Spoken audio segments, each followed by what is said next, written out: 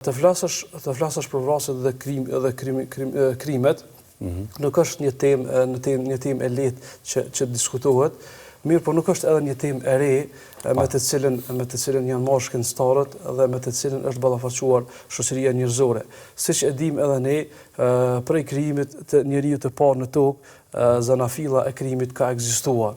Gjithmonë ka ekzistuar agresori dhe ai mbi të cilin është bërë viktima. Çdo herë ka qenë në sinkronizim i tillë fatkeq dhe i rëndë.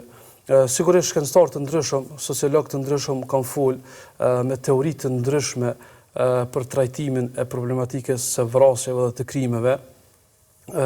Fillimisht një prej sociologëve më të mëdhenj në fushën e sociologjisë është Emil Durkheimi, i cili e ka trajtuar fushën e krimeve dhe sjelljeve devijante në aspektin e teorisë së anemisë ose të anomalisë, siç e quajnë ndryshe edhe interpretuesit e kësaj teme, e kësaj teorie.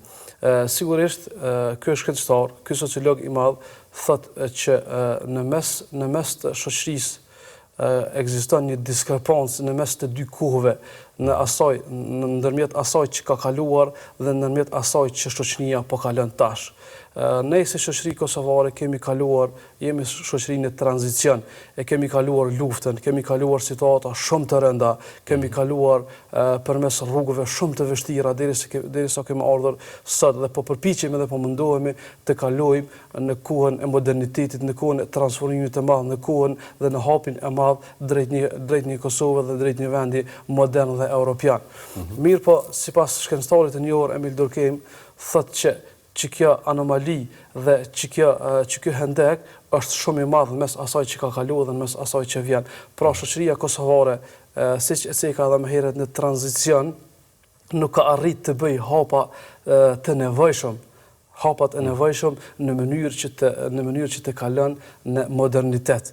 Për shkak se as nuk ka arritur të shkëputet nga tradita e kaluar, dhe më thonë, në familjet që kanë qenë me traditë ndryshe, dhe as nuk ka arritur të kap hapin drejt modernitetit dhe drejt fuqimit të ligjeve dhe të gjykatave të policisë edhe të organeve kompetente.